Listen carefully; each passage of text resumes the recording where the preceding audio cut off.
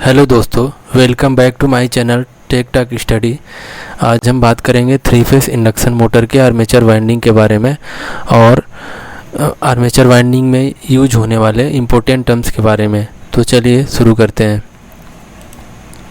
सबसे पहला जो टर्म्स है वो है टर्न, कि टर्न क्या होता है।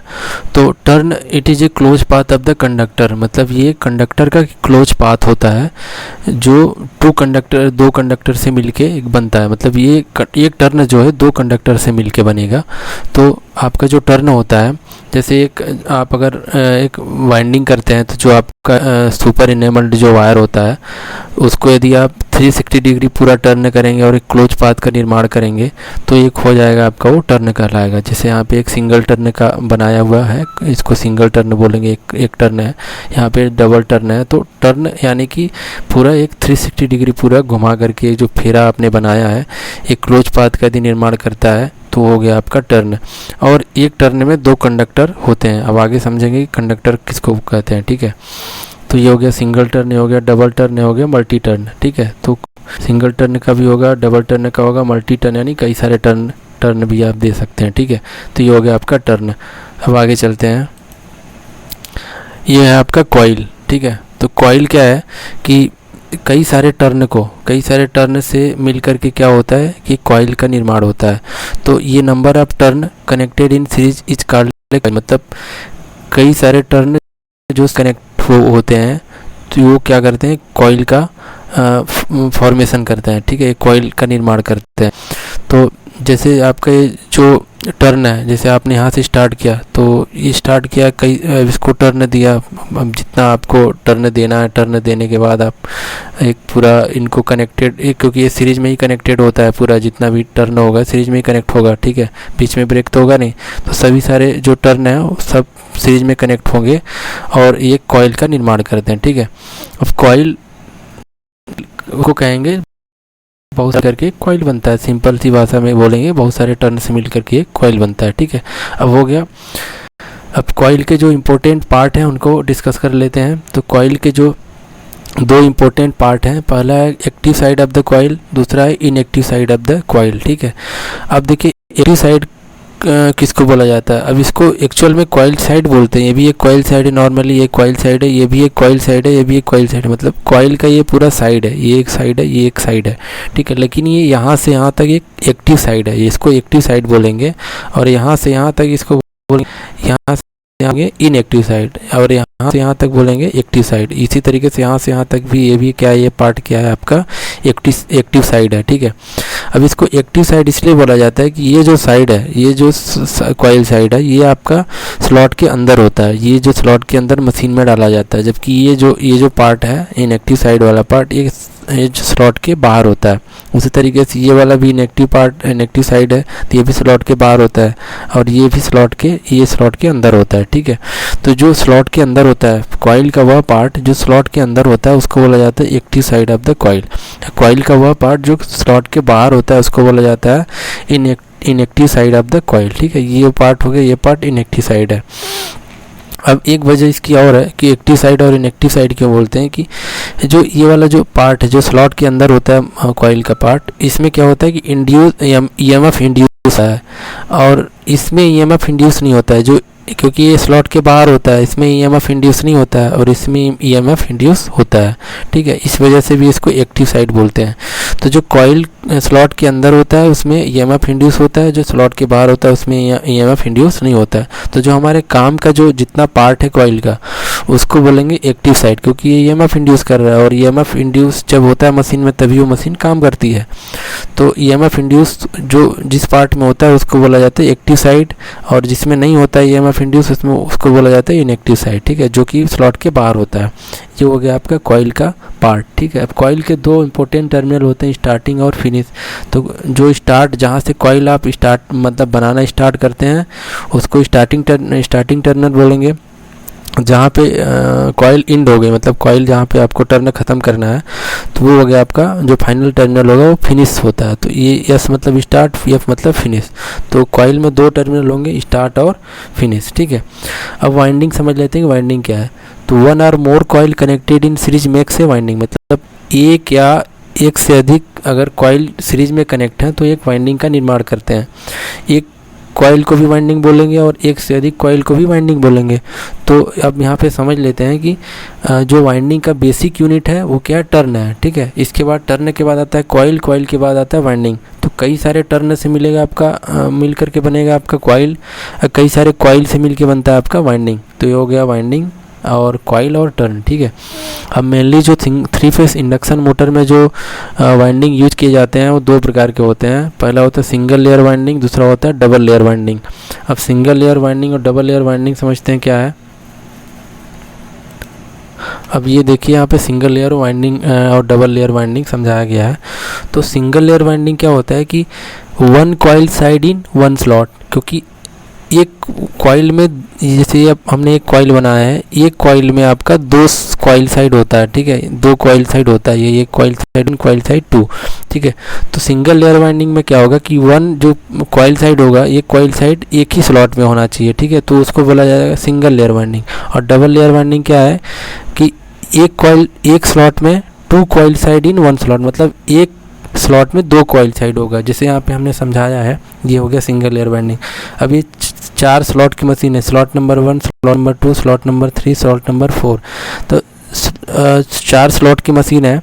तो ये जो कॉइल है, पूरा कॉइल है, तो कॉइल का एक साइड ये हो गया, कॉइल का दूसरा साइड ये हो गया। तो ये कॉइल साइड एक स्लॉट में, दूसरा कॉइल साइड एक में। ठीक है, उसी तरीके से ये कॉइल साइड गया है और दूसरा बचा हुआ कॉइल साइड इस स्लॉट में। तो इस एक स्लॉट में एक ही कॉइल साइड है यहाँ पे।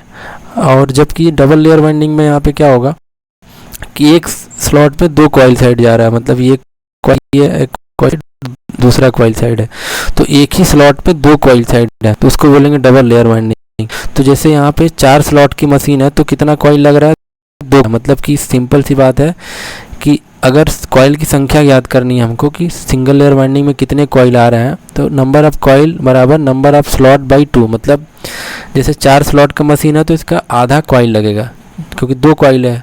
अब यदि आपको इसमें अगर सिंगल लेयर करेंगे तो आपको 2 ही कॉइल की ज़रूरत पड़ेगी, जबकि अगर डबल लेयर करेंगे तो जितना स्लॉट होगा उतने ही आपके कॉइल लगेंगे। तो number of coil in double layer winding बराबर नंबर ऑफ़ स्लॉट, मतलब जितना कॉइल होगा उतना ही नंबर ऑफ स्लॉट, जितना स्लॉट होगा उतने ही कॉइल की संख्या होगी। यदि मान लेते हैं स्लॉट 24 है, स्लॉट की संख्या 24 है, तो नंबर ऑफ़ कॉइल कितना होगा, 24/2, यानी कि 12 होगा यहाँ पे। अब यहाँ पे क्या होगा, कॉइल की संख्या क्या होगी, 24 ही होगी, क्योंकि ये डबल लेयर वाइंडिंग है। तो ये हो गया डबल लेयर वाइंडिंग। तो डबल लेयर वाइंडिंग में क्या होता है, एक स्लॉट में 2 कॉइल साइड जाते हैं, और सिंगल लेयर वाइंडिंग में एक स्लॉट में 1 कॉइल साइड जाएंगे। ठीक है, तो ये हो गया डबल लेयर वाइंडिंग और सिंगल लेयर वाइंडिंग। अब आगे चलते हैं। अब समझते हैं कॉइल क्या होता है। ठीक है, हाँ, कॉइल तो हमने पढ़ लिया है। अब कॉइल का पढ़ते हैं कि number of conductor in A coil, मतलब एक कॉइल में कंडक्टर क्या होता है, मतलब एक कॉइल कितने कंडक्टर होते हैं और कंडक्टर किसको बोलते हैं। ठीक है, तो ये कॉइल का पार्ट तो हमने पढ़ लिया कि ये आपका एक्टिव साइड है, ये भी एक्टिव साइड, ये इनएक्टिव साइड है, ये वाला इनएक्टिव साइड है। तो अब समझते हैं कि कंडक्टर किसको बोलते हैं। ठीक है, तो कंडक्टर उस पार्ट को बोलते हैं जिसमें ईएमएफ इंड्यूस होता है। ठीक है, जिसमें ईएमएफ इंड्यूस होता है, जैसे यहाँ से यहाँ तक का जो पार्ट है आपका, यहाँ से यहाँ तक का जो पार्ट है, इसमें क्या होगा, ईएमएफ इंड्यूस होता है, जो कि active side of the coil है। तो इसको बोलते हैं कंडक्टर। ये भी एक कंडक्टर है, लेकिन ये इसमें ईएमएफ इंड्यूस नहीं होता है, तो उतना हमारे लिए बहुत जो इलेक्ट्रोमैग्नेटिक इंडक्शन के प्रिंसिपल में यूज होता है, ये वाला पार्ट उससे यूज होता नहीं, क्योंकि इसमें ईएमएफ इंड्यूस हो रहा है। तो सिंपल सी बात है, कंडक्टर उसको बोलेंगे जहाँ पे ईएमएफ इंड्यूस हो रहा है, और कंडक्टर उसको बोलेंगे जो स्लॉट के अंदर है। ठीक है, तो ये वाला पार्ट आपका स्लॉट के अंदर है, तो इसको एक कंडक्टर बोलेंगे। तो यदि हम सिंगल टर्न की कॉइल लेते हैं, मतलब एक टर्न की कॉइल है, तो यहाँ से यहाँ तक इसको एक कंडक्टर बोलेंगे और इसको एक कंडक्टर बोलेंगे। मतलब एक टर्न की कॉइल में 2 कंडक्टर हो गए, पहला कंडक्टर और दूसरा कंडक्टर। और यदि अगर 2 टर्न की कॉइल लेते हैं, 2 टर्न की मतलब 2 फेरा लगाएंगे हम, तो यहाँ पे 2 कंडक्टर आएंगे, क्योंकि यहाँ से यहाँ तक एक कंडक्टर होगा और यहाँ से यहाँ तक एक कंडक्टर होगा, 2 कंडक्टर होगा। तो 2 + 2 मतलब 2 + 2 बराबर 4 कंडक्टर।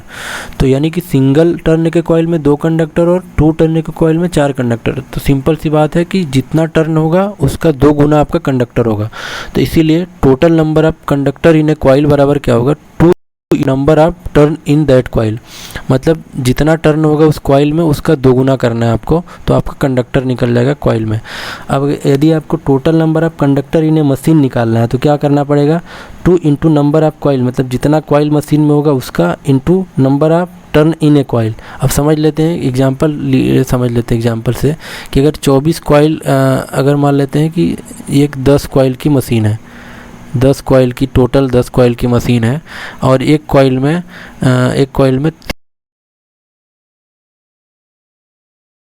30 टर्न है, एक कॉइल में 30 टर्न है, 10 कॉइल की मशीन है। तो आपका क्या होगा कि एक टर्न में कितना, एक कॉइल कितना टर्न होगा, एक कॉइल में कितना कंडक्टर होगा, 2 इंटू एक कॉइल में टर्न कितना है, 30 टर्न है, तो आपका क्या हो जाएगा, 60 कंडक्टर होगा एक कॉइल में, 60 कंडक्टर एक कॉइल में। तो आपका 10 कॉइल मतलब टोटल मशीन में क्या होगा, 2 इंटू नंबर ऑफ कॉइल 10 हो गया, number of turn in a coil, मतलब एक कॉइल में टर्न कितना 30 है, तो ये हो जाएगा 20 इंटू 30, यानी कि 600 कंडक्टर आपका टोटल मशीन हो गया, 600 कंडक्टर। और एक कॉइल में आपका 60 कंडक्टर, तो 10 कॉइल है तो 60 इंटू 10 भी कर सकते हैं, टोटल कंडक्टर आ जाएगा। तो ये हो गया आपका number of conductor in A coil. अब आगे चलते हैं, यह है आपका पोल पिच। पोल पिच क्या होता है, the distance between the centre of two adjacent opposite pole is called the pole pitch. इसका मतलब हो गया कि दो अपोजिट पोल के बीच का जो डिस्टेंस होगा, वो जो डिस्टेंस होगा इलेक्ट्रिकल एंगल में होता है। मतलब ये जो आपका पोल है, अपोजिट पोल या और यस, इन दोनों के सेंटर टू सेंटर यदि हम इनके बीच का जो डिस्टेंस निकालेंगे इलेक्ट्रिकल एंगल में, वो आता है आपका पोल पिच, इसी को बोला जाता है पोल पिच। तो दो अपोजिट पोल के बीच centre to centre electrical displacement, electrical distance होगा उसको बोला जाएगा पोल पिच। अब पोल पिच हमेशा 180 डिग्री इलेक्ट्रिकल होता है, मतलब इन दोनों के बीच का जो इलेक्ट्रिकल एंगल होगा, ये हमेशा कितना होगा, 180 डिग्री इलेक्ट्रिकल एंगल में, ठीक है, ये हमेशा होगा। और पोल पिच का फार्मूला होता है number of slot in A stator बटे नंबर ऑफ पोल, ठीक है। तो स्लॉट बाई पोल है पोल पिच होता है। अब एग्जांपल लेते हैं कि अगर मान लीजिए कि एक मशीन में 24 स्लॉट और कितना 4 है, तो 24 बाई यानी कि 6 स्लॉट। ये क्या है कि पोल पिच स्लॉट के टर्म में आता है, मतलब देखिए ये एन है और यस है, इनों के बीच स्लॉट, तो 6 स्लॉट 1 2 3 5 6, मतलब 6 स्लॉट का डिस्टेंस होगा, तो ये पूरा आपका पोल पिच बनाएगा, ठीक है। तो ये हो गया आपका पोल पिच। और ये जो यहाँ से यहाँ तक ये जो है 180 डिग्री इलेक्ट्रिकल के बराबर होगा, तो ये जो 6 स्लॉट है 180 डिग्री इलेक्ट्रिकल एंगल के बराबर होगा। तो पोल पिच क्या हो गया, पोल पिच 6 स्लॉट के टर्म में 6 स्लॉट हो गया, और एंगल के टर्म में हमेशा वो 180 डिग्री इलेक्ट्रिकल ही रहेगा, ठीक है, वो चेंज नहीं होगा। तो यहाँ से आप एक स्लॉट का एंगल भी निकाल सकते हैं, क्योंकि 6 स्लॉट 180 डिग्री है, तो एक स्लॉट निकल जाएगा आपका, एक स्लॉट निकलेगा आपका 30 डिग्री का, मतलब यहाँ पे एक स्लॉट का एंगल 30 डिग्री। अब आगे बात करेंगे स्लॉट एंगल के बारे में, लेकिन आप ये समझ लीजिए कि पोल पिच जो स्लॉट के टर्म में आता है, तो उसको निकालने के लिए स्लॉट बाई पोल करते हैं। तो स्लॉट जितना रहेगा उसकी संख्या अपॉन पोल की संख्या। तो यहाँ पे आ गया आपका, सॉरी,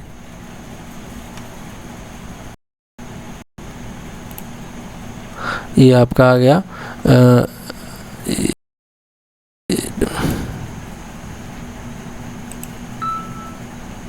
हाँ, ये आपका आ गया पोल पिच। तो पोल पिच स्लॉट के आ गया, स्लॉट बाई पोल का फार्मूला लगाने पे आपका आ गया पोल पिच। अब ये जो 6 स्लॉट आएगा ये 180 डिग्री इलेक्ट्रिकल के बराबर रहेगा। यहाँ से आप 1 स्लॉट का एंगुलर एंगल भी निकाल सकते हैं कि एक हो गया।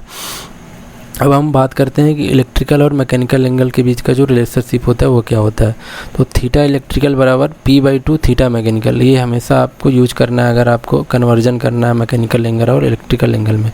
और जो इलेक्ट्रिकल एंगल यूज होता है वो हमेशा रोटेटिंग मशीन में ही होता है, क्योंकि पोल हमेशा रोटेटिंग मशीन में ही पाया जाता है।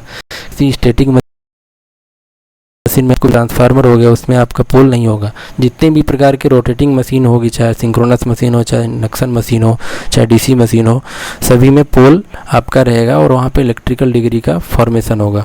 ठीक है, यहाँ पे हमने समझा है यन और यस, दो अपोजिट पोल के बीच का जो डिस्टेंस होगा वो होता है हमेशा 180 डिग्री इलेक्ट्रिकल, और इसी को बोला जाता है पोल पिच। ये स्लॉट के टर्म्स में ही होता है। ठीक, स्लॉट के टर्म्स में होता है। ये हो गया आपका पोल पिच। अब आगे चलते हैं, आता है कॉइल पिच कि कॉइल पिच क्या होता है। कॉइल पिच दो कॉइल साइड के बीच का, मतलब एक कॉइल में दो कॉइल साइड होता है, तो कॉइल साइड के बीच का जो एंगुलर डिस्टेंस होगा, ठीक है, इसको बोला जाता है कॉइल पिच। मतलब ये एक कॉइल साइड हो गया और दूसरा एक कॉइल साइड दूसरा हो गया, तो इन दोनों के बीच का जो एंगुलर डिस्प्लेसमेंट होगा, यानी कि एंगुलर डिस्टेंस होगा, जो दूरी एंगुलर कोणीय दूरी होगी, जो एंगुलर डिस्टेंस होगा, उसी को बोला जाता है कॉइल पिच। ठीक है,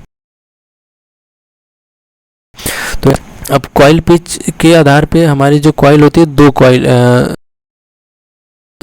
फुल पिच कॉइल, दूसरा होता है शॉर्ट पिच कॉइल। तो फुल पिच कॉइल उसको बोलते हैं जिसमें कि पोल पिच बराबर कॉइल पिच, जितना पोल पिच होगा उतने अगर कॉइल पिच हो गया तो हो गया आपका फुल पिच कॉइल। जैसे यहाँ पे यन और यस दो पोल है, इन दोनों के बीच 180 डिग्री इलेक्ट्रिकल होगा, क्योंकि ये एक पोल पिच का निर्माण करेंगे।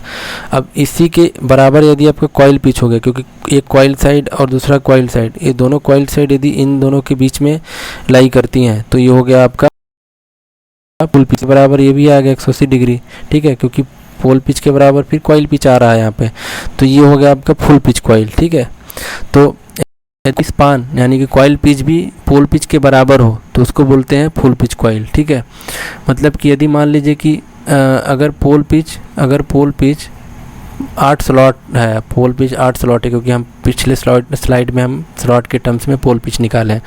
मतलब पोल पिच अगर 8 स्लॉट है, तो कॉइल पिच यदि आपका 8 स्लॉट है, तो मतलब ये दोनों बराबर हैं, तो आपका ये क्या हो जाएगा, फुल पिच प्रकार की कॉइल हो जाएगी, मतलब फुल पिच कॉइल हो जाएगी। ठीक है, तो ये हो गया आपका स्लॉट के टर्म्स में फुल पिच कॉइल। अब शॉर्ट पिच कॉइल क्या होता है? शॉर्ट पिच कॉइल मतलब पोल पिच से कम होना चाहिए। मतलब अगर मान लीजिए कि पोल पिच यदि आपका 8 स्लॉट है, तो कॉइल पिच क्या होगा, कॉइल पिच यदि 7 स्लॉट है, तो मतलब एक स्लॉट का अंतर है यहाँ पे, तो एक स्लॉट से आपका शॉर्ट है, मतलब जो कॉइल है आपका एक स्लॉट से शॉर्ट है। तो जैसे यहाँ पे आपका एक पोल पिच का निर्माण हो रहा है यहाँ पे 180 डिग्री, ये पूरा एक 1 पोल पिच है, तो और पोल पिच से एक कम है, जितना एक कम है यहाँ से, तो ये हो गया, ये जो कॉइल होगा आपका ये शॉर्ट पिच कॉइल हो रहा है, क्योंकि ये 180 डिग्री से कम आएगा यहाँ पे, तो हो गया आपका शॉर्ट पिच कॉइल। तो कॉइल स्पान यहाँ पे हमेशा आएगा 180 डिग्री माइनस जीटा। जीटा क्या है यहाँ पे?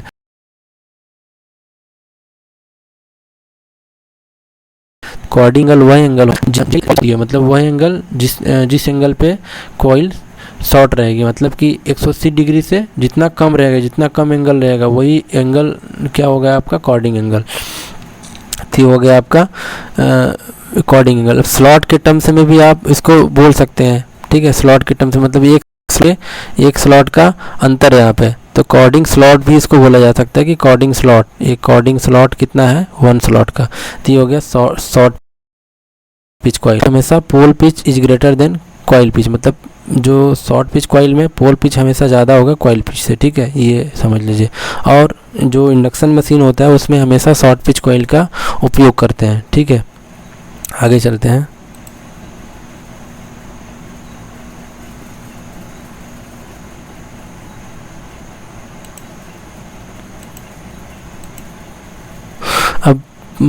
अब समझते हैं कॉइल ग्रुप क्या होता है। कॉइल ग्रुप ऐसा समझते हैं, जैसे हमने यहाँ पे एक पूरा डायग्राम बनाया हुआ है।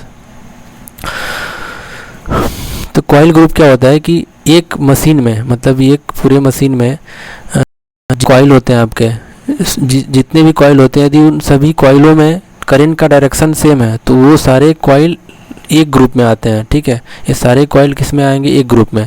तो क्योंकि जो कॉइल ग्रुप होगा एक पोल का निर्माण करता है, और दूसरा जो कॉइल ग्रुप हो ये भी एक पोल का निर्माण करता है, और पोल के निर्माण होने के लिए आपको सभी कॉइलों में सेम करंट का डायरेक्शन होना जरूरी है। तो कॉइल ग्रुप वह कॉइल ग्रुप है जिसमें आपका करंट का डायरेक्शन सभी कॉइलों में सेम होता है। तो ये हो गया आपका कॉइल ग्रुप। तो यहाँ पे दो कॉइल ग्रुप दिखाया गया है, कॉइल ग्रुप 1, कॉइल ग्रुप 2। तो इसमें भी आपका करंट का डायरेक्शन क्लॉकवाइज है, इसमें भी क्लॉकवाइज है, इसमें भी क्लॉकवाइज है। तो इसमें भी जो पोल बनेगा इसमें भी वही पोल बनेगा, क्योंकि पोल का निर्माण, जो पोल का फॉर्मेशन होता है करंट के डायरेक्शन पे डिपेंड करता है। ठीक है, अगर आपका क्लॉकवाइज है तो यस पोल का निर्माण होगा।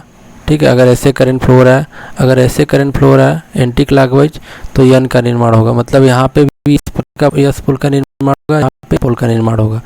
तो इसमें इन दोनों वाइंडिंग में भी यस पोल होगा, इसमें भी यस पोल होगा, इसमें भी यस पोल होगा। तो तीनों मिला करके यस पोल का निर्माण करेंगे और निर्माण करेंगे। तो कॉइल ग्रुप वो है, कॉइल ग्रुप होता है, कॉइल ग्रुप उसको बोला जाता है जिसमें कि सभी कॉइलों में सेम करंट का डायरेक्शन हो। ठीक है, और वो पूरे सेम पोल का निर्माण करें, तो उसको बोला जाता है कॉइल ग्रुप।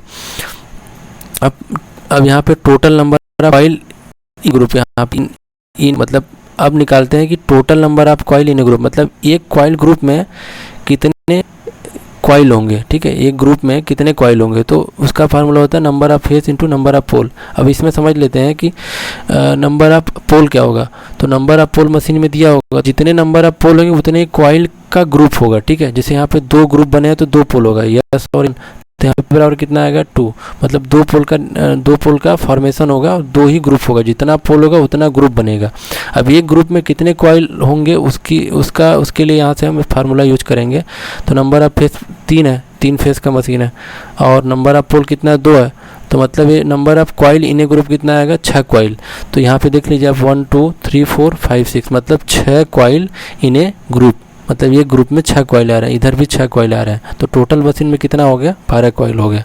ठीक है, तो कॉइल ग्रुप आपका क्या होता है कि सेम करंट का डायरेक्शन होता है सभी कॉइलों में, और वो जो कॉइल है वो सीरीज में कनेक्ट होता है। जैसे ये कॉइल है, ये सीरीज में कनेक्ट हुआ, ये भी सीरीज में कनेक्ट हुआ, ये भी सीरीज में कनेक्ट हुआ, और ये भी एक सीरीज में कनेक्ट हुआ है, क्योंकि इसमें करंट का डायरेक्शन सेम है। ठीक है, ये भी करंट का डायरेक्शन सेम है। तो सिंपल सी बात ये है कि कॉइल ग्रुप में जितना कॉइल होगा, जितना पोल होगा, उतने कॉइल ग्रुप बनेंगे, और एक कॉइल ग्रुप में कॉइलों की संख्या number of phase into number of poles के बराबर होगी। ठीक है, और सभी कॉइलों में एक कॉइल ग्रुप होगा, सभी कॉइलों में सेम करंट का डायरेक्शन होगा। ठीक है, ये होता है अपना कॉइल ग्रुप। अब समझते हैं कॉइल थ्रो क्या होता है। तो कॉइल थ्रो, जब किसी कॉइल को स्टेटर के स्लॉट में डाला जाता है, तब कॉइल के पहले साइड और कॉइल के दूसरे साइड को जिस स्लॉट नंबर में डाला जाता है उस स्लॉट का नंबर कॉइल थ्रो कहलाता है। अब इसका समझ लीजिए, यहाँ पे हमने पूरा बनाया और समझाया हुआ है। कॉइल थ्रो का फार्मूला होता है 1 प्लस कॉइल पिच, मतलब जितना कॉइल पिच होगा उससे एक अधिक होना चाहिए। अगर मान लीजिए कॉइल पिच 3 है, कॉइल पिच यदि 3 है तो कॉइल थ्रो क्या होगा 4 होगा। तो यहाँ पे समझाया है कि यदि मान लीजिए कि अभी ये स्लॉट बनाया हमने, स्लॉट नंबर 1 2 3 4 5 6, ये भी एक स्लॉट है। तो स्लॉट नंबर 1 से स्लॉट नंबर 4 ये आपका ये क्या हो गया कॉइल थ्रो हो गया, 1 2 4 आपका ये कॉइल थ्रो हो गया। तो कॉइल थ्रो हमेशा सेम होगा सभी कॉइलों के लिए, जितना भी आप कॉइल डालेंगे स्लॉट में तो सभी कॉइलों के लिए कॉइल थ्रो सेम होगा, क्योंकि कॉइल पिच सेम होगा। तो यहाँ पे कॉइल पिच होगा 3 आ गया, क्योंकि थ्रो क्या आ रहा है 1 to 4, क्योंकि 3 + 1 ही करेंगे तभी आपका कॉइल थ्रो 4 आएगा। तो 1 to 4 आपका कॉइल थ्रो हो गया। तो कॉइल पिच कितना आ गया 3। ठीक है, कॉइल पिच से हमें एक अधिक हमेशा आपका क्या होगा कॉइल थ्रो होगा। तो ये हो गया आपका कॉइल थ्रो। अगर 2 से अगर स्टार्ट करते तो आपका क्या जाता, 2 से स्टार्ट करते तो 3 का अंतर देना होता तो आपका 2 to 5 होता। ठीक है, 2 to 5 होता। 3 से करते आप तो 3 to 6 होता। ठीक है, 3 to 6 होता, क्योंकि 1 + 3 कर रहे हैं तो 2 + 3 होना चाहिए, 3 + 3 होना चाहिए, 3 का इसमें अंतर होना चाहिए। ठीक है, ये होगा कॉइल थ्रो। तो यहाँ पे कॉइल थ्रो क्या हुआ है, यहाँ पे कॉइल थ्रो हुआ आपका 1 to 4, ये हो गया आपका कॉइल थ्रो। अब समझ लेते हैं कि electrical degree phase difference and other, मतलब इलेक्ट्रिकल डिग्री में जो फेज डिफरेंस देते हैं हम, ठीक है 120 डिग्री एक फेज टू अनदर फेस। तो उसको हम कैसे स्लॉट के टर्म्स में निकालते हैं, मतलब स्लॉट कितना स्लॉट का अंतर दिया जाए एक फेस और दूसरे फेस के बीच में कि 120 डिग्री का हमारा अंतर मिल जाए, ठीक है। क्योंकि जो 3 फेस मशीन होती है तो 3 फेस तीनों फेस के बीच का 120 डिग्री का अंतर तो होना ही चाहिए, ठीक है। इसके बाद आपका जो वाइंडिंग है 3 फेस की जो वाइंडिंग होती है उन तीनों फेस की वाइंडिंग के बीच में भी 120 डिग्री का इलेक्ट्रिकल डिस्प्लेसमेंट देना है हमको, तभी वो हमारा जो इंडक्शन मशीन का प्रिंसिपल है वर्क करेगा और मशीन रोटेट करेगी। यदि 120 डिग्री से कम या अधिक होता है तो मशीन हमारा अनबैलेंस हो जाएगी और रोटेट नहीं करेगी। तो उसको समझ है कि एक वाइंडिंग और है, ये आपका तीसरा वाइंडिंग है। ये मान लेते हैं आर है, वाई है और बी है, ठीक है। अगर आर वाला बाइंडिंग आपका स्लॉट नंबर 1 से स्टार्ट हो रही है तो वाई वाला जो बाइंडिंग है किस स्लॉट नंबर से स्टार्ट करना चाहिए कि इन दोनों के बीच 120 डिग्री का इलेक्ट्रिकल डिस्प्लेसमेंट बन जाए, ठीक है। क्योंकि हमको मशीन में चांदा लेके तो नापना नहीं है कि कितना एंगल आ रहा है, ठीक है। तो हमको इस स्लॉट में डालना चाहिए, हमको समझना है कि किस स्लॉट नंबर में डालें कि 120 डिग्री इन दोनों के बीच बन जाए। उसी तरीके से इनके बीच भी कितना स्लॉट का अंतर होना चाहिए कि 120 डिग्री का अंतर यहाँ पे बन जाए, ठीक है। तो उसको निकालने के लिए सबसे पहले हम फार्मूला का यूज़ करते हैं। Slot angle 180 degree into number of pole बटे टोटल नंबर ऑफ स्लॉट। अब एक एग्जाम्पल के समझते हैं कि स्लॉट अगर मान लेते हैं मशीन में स्लॉट 24 है, अब पोल अगर आपका 6 है, क्या कि स्लॉट निकलेगा आपका 180 degree into number of slot 24, तो 4 24 6 18 यानी कि 30 डिग्री आएगा। यानी कि वन स्लॉट बराबर 30 डिग्री इलेक्ट्रिकल में, ठीक है। तो 30 डिग्री एंगल आपका एक स्लॉट का बन रहा है, ठीक है। तो आपको यदि 120 डिग्री एंगल बनाना है तो इसमें 4 का इधर गुणा करेंगे, 4 का इधर गुणा करेंगे, तब 4 का एंगल क्या होगा 120 डिग्री इलेक्ट्रिकल के बराबर। यानी कि आप यदि 4 स्लॉट का अंतर रखते हैं इन दोनों के बीच आर और वाई के बीच तो 120 डिग्री का इलेक्ट्रिकल एंगल आपको मिल जाएगा। तो यदि आर अगर स्लॉट नंबर 1 से स्टार्ट कर रहे हैं तो वाई आपका कहाँ से स्टार्ट होगा 1 + 4, यानी कि ये हो गया 1 + 4 बराबर 5 से स्टार्ट होगा। उसी तरीके से बी कहाँ से स्टार्ट होगा 5 + 4 बराबर 9 से स्टार्ट होगा। तो इन दोनों के बीच 4 स्लॉट का गैप है, इन दोनों के बीच 4 स्लॉट का गैप है, ठीक है। तो ये हो गया आपका 120 डिग्री का अंतर आपको मिल जाएगा। तो ऐसे आपको निकालना है कि कितने स्लॉट का अंतर रखना है कि 120 डिग्री आपको मिल जाए। तो ये आपका फार्मूला मेन फार्मूला है, इधर भी आपका दिया गया है ये फार्मूला पूरा निकालने के, लेकिन आपको मेनली अगर आप इसको समझ गए होंगे तो इससे आप निकाल सकते हैं कि कितने स्लॉट का अंतर रखना है कि 120 डिग्री आपको मिल जाए। तो ये हो गया आपका इलेक्ट्रिकल डिग्री या कि phase difference from one phase to another phase. एक फेस से और दूसरे फेस के बीच में हम इलेक्ट्रिकल डिग्री में phase difference slot number of slot कैसे निकालते हैं। तो ये आपका पूरा अप्रोच है। अब आगे चलते